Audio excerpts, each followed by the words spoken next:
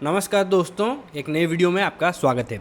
तो कल हमने देखा कि कैसे 12.75 लाख तक गवर्नमेंट टैक्स ज़ीरो कर रहा है, ठीक है। लेकिन सवाल ये आता है कि क्या ये एक स्ट्रिक्ट लिमिट है? अगर आप इससे 1 रुपये भी ज़्यादा अर्न करते हैं तो क्या आपका डायरेक्टली टैक्स स्लैब के हिसाब से काउंट होगा? क्योंकि अगर होता है तो अगर आप मान लीजिए 12,75,001 रुपीज़ भी अर्न कर रहे हैं तो आपको तो टैक्स बनता है 60,000। तो ये तो बहुत ही अनफेयर चीज़ है। जो आपसे 1 रुपये कम अर्न करता है पर ईयर, वो ज़ीरो देगा, आप दोगे 60,000। तो फिर ये क्या सच यही है कि आपको इतना ज़्यादा टैक्स देना पड़ेगा?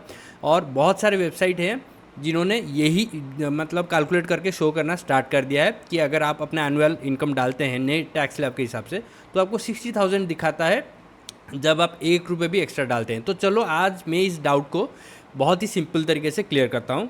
ले चलता हूँ आपको स्क्रीन पे।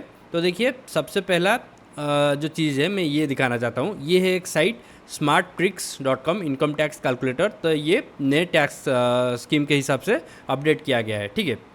तो देखिए यहाँ पे मैंने डाला 12,75,000। तो टोटल टैक्स कितना आता है ये देखिए, मैं हाईलाइट कर लेता हूँ। ये है टोटल 12,75,000। स्टैंडर्ड डिडक्शन मैंने अप्लाई कर दिया, मतलब वो ऑटोमेटिकली 75,000 काट दिया। फिर हो गया 12 लाख। उसके ऊपर टैक्स कितना आता है? ज़ीरो। क्यों आता है? कल मैंने आपको समझाया था कि 87A रिबेट अप्लाई हो रहा है तो 60,000 का एक्स्ट्रा डिस्काउंट मिल रहा है। तो अभी मैं इसको 12,75,001 रुपीज़ करता हूँ। तो अभी देखिए कितना बड़ा चेंजेस आ गया। जो 87A का रिबेट था वो गायब हो गया है और टैक्स आपका बन गया है 60,000.15। तो क्या ये सही है? तो मैं कहूँगा कि ये एक्चुअली गलत है। ये जो वेबसाइट में इन्होंने कैलकुलेटर डाला है ये गलत है, ये गलत इन्फॉर्मेशन स्प्रेड कर रहा है। शायद ये बाद में अपडेट करेंगे, क्योंकि एक और चीज़ है, मतलब 2-3 चीज़ें मैं आपको बता देता हूँ। सबसे पहला तो हो गया स्टैंडर्ड डिडक्शन जो यहाँ पे है 75,000। फिर दूसरा क्या है, मैं फिर से यहाँ पे ज़ीरो करता हूँ ताकि दिखाई दे। तो दूसरा है ये 87A रिबेट जो कि मिलता है अप टू 60,000 रिबेट हो गया, ठीक है। ये स्टैंडर्ड डिडक्शन हो गया, फिर रिबेट हो गया। फिर तीसरा क्या है, कैसे बैलेंस होगा ये अनफेयर चीज़ जो हो रहा है, तो उसको गवर्नमेंट बुलाता है मार्जिनल टैक्स रिलीफ। वो कहाँ पे मेंशन है, चलो देखते हैं। ये देखिए, ये है मार्जिनल टैक्स रिलीफ। ये कैसे कैलकुलेट होता है देखिए। अगर जो एग्जांपल मैंने दिया वो था 12,75,001 रुपीज़ का। तो देखिए यहाँ पे ये जो लिखा है 12,10,000 अगर आप अर्न करते हैं, तो मैं बता दूं कि ये स्टैंडर्ड डिडक्शन को रिड्यूस करके, ठीक है, मतलब अगर ऐड करते हैं तो हो गया 12.85 लाख्स, ठीक है। तो अगर आप उतना करते हैं, अगर मार्जिनल टैक्स रिलीफ आपको ना मिले, विदाउट मार्जिनल टैक्स रिलीफ, तो आपका टैक्स बनता है 61,500।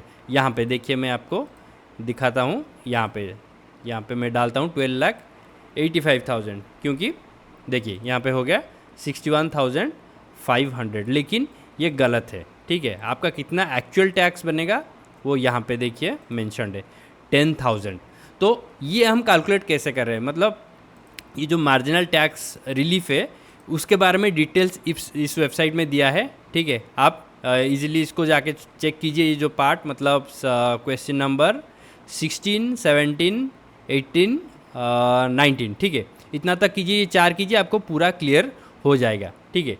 और ये जो मेंशन है total income till which marginal relief is available is near about 12,75,000। तो मैं बता दूं कि ये मतलब स्टैंडर्ड डिडक्शन को एक्सक्लूड करके अगर आप 75,000 स्टैंडर्ड डिडक्शन ऐड करते हैं, ठीक है, सैलरीड एम्प्लॉय के लिए, तो आपका होता है 13.5 लाख्स, ठीक है।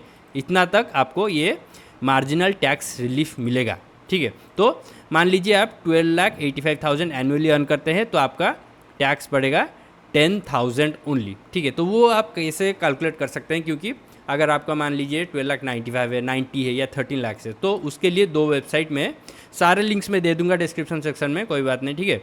तो एक है क्लियर टैक्स, ठीक है। तो यहाँ पे देखिए मतलब का टैक्स कैलकुलेटर आपको मिल जाएगा नया वाला लेटेस्ट बजट का। तो यहाँ पे देखिए मैंने डाला 12,75,000, कंटिन्यू किया, ठीक है, और टैक्स आया ज़ीरो। फिर से अगर मैं अपडेट करना चाहता हूँ तो यहाँ पे रिकैलकुलेट पे जाऊँगा, कंटिन्यू करूँगा, और यहाँ पे मैं डालूँगा 12,85,000। मैं पूरा टाइप कर लेता हूँ 12,85,000, ठीक है। तो यहाँ पे देखते हैं कितना आता है, 10,400। ये एग्जैक्ट अमाउंट है, ठीक है। तो यहाँ पे सही दिखा रहा है, ये लोग मार्जिनल टैक्स रिलीफ को कैलकुलेट करके ही दिखा रहे हैं, तो आप यहाँ से कैलकुलेट कर सकते हैं। ठीक है, मान लेते हैं आपका राउंड ऑफ 13 लाख होता है एनुअल इनकम। ठीक है, सैलरीड एम्प्लॉय हो आप। ठीक है, तो ये भी स्टैंडर्ड डिडक्शन को रिड्यूस करके दिखा रहा है, तो आपका आएगा 26,000 टोटल टैक्स। अगर आप मतलब मार्जिनल टैक्स रिलीफ नहीं होता तो आपका कितना आएगा, तो यहाँ पे हम देख सकते हैं 13 लाख में कर देता हूँ 13 लाख, देखिए 63,750 आपका टोटल टैक्स लगता, जो कि नहीं लगेगा। आपको कितना लगेगा, 26,000। ठीक है, तो इसके साथ और एक वेबसाइट भी है eztax.in, यहाँ पे भी सही दिखा रहा है। ठीक है, तो यहाँ पे मैं आपको दिखा सकता हूँ कैसे मार्जिनल रिलीफ कैलकुलेट कर रहा है ये। देखिए मैं यहाँ पे 12,75,000 मैंने डाला है पहले से, तो ये 0 दिखा रहा है। मैं जस्ट ₹1 बढ़ा देता हूँ, 12,75,001। ठीक है, और फिर यहाँ पे कैलकुलेट मारता हूँ। देखिए यहाँ पे कितना हुआ, मार्जिनल टैक्स रिलीफ अप्लाइड 15,999 इतना मतलब बचा है। तो अगर ₹1 ज़्यादा होता है आपको, तो टोटल टैक्स सिर्फ ₹1 ही होगा इंस्टेड ऑफ 60,000, जो कि नॉर्मल लोग सोच रहे हैं कि 60,000 आएगा। तो यहाँ पे भी सेम 13 लाख डाल देते हैं। 13 ये हुआ 1,30,000, 13 लाख। ठीक है, सेम आ गया। देखिए 26,000।